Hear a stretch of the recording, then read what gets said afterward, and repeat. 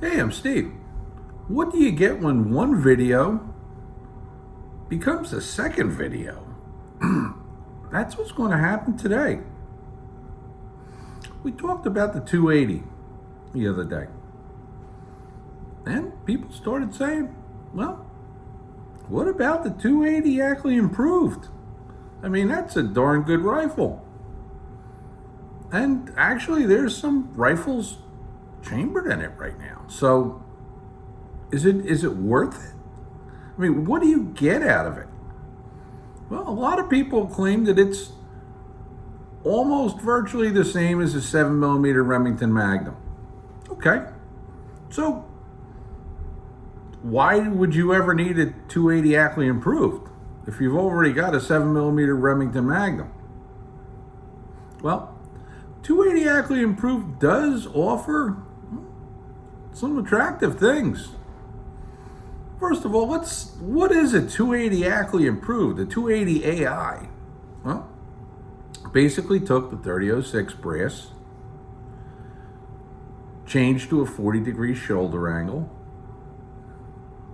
took some of the taper out of the brass, and necked it down to 284. Now, what does that actually give you?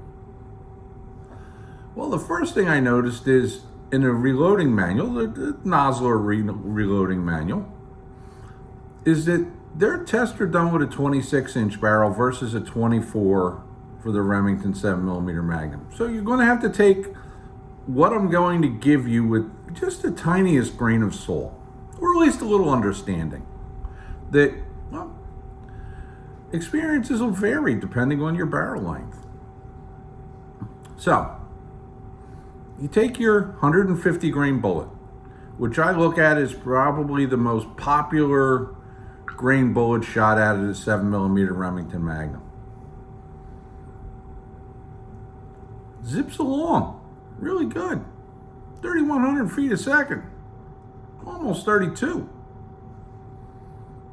What does the 280 AI do? It zips along at about 3,100 feet a second. Remember, that's with the 26-inch barrel. But what the 280 AI gives you that the 7mm doesn't, is it does it with less powder. Almost 5 grains. At least to the 7828, which is, I don't know, it's a really popular powder. My dad started reloading with it a long time ago, and that's all he used in a 7mm Magnum. With the lighter bullets, I use the Reloader 19, but with the heavier bullets, yeah, 7828. 5 grains less of powder. That means you're getting, let's say 98%, given the same barrel lengths, okay, of the 7mm Remington Magnum with less felt recoil.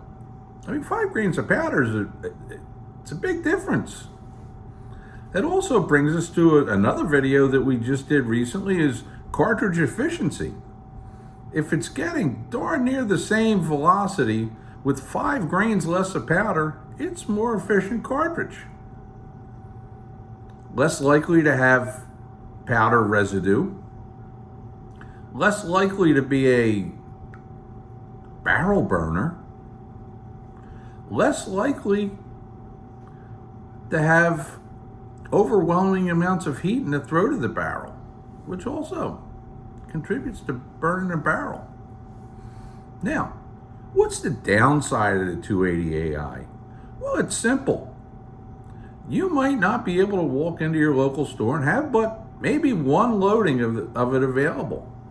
Now, sure, if you plan your stuff and way ahead of time, buy all the ammo you're going to need for a couple of years, it's no problem.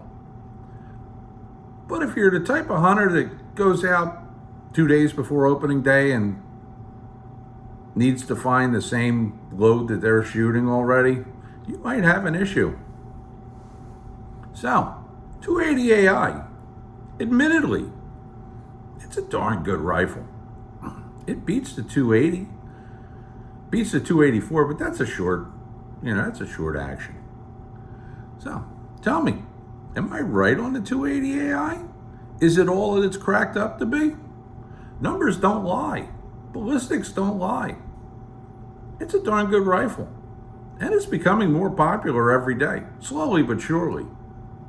Till next time, I'm Steve.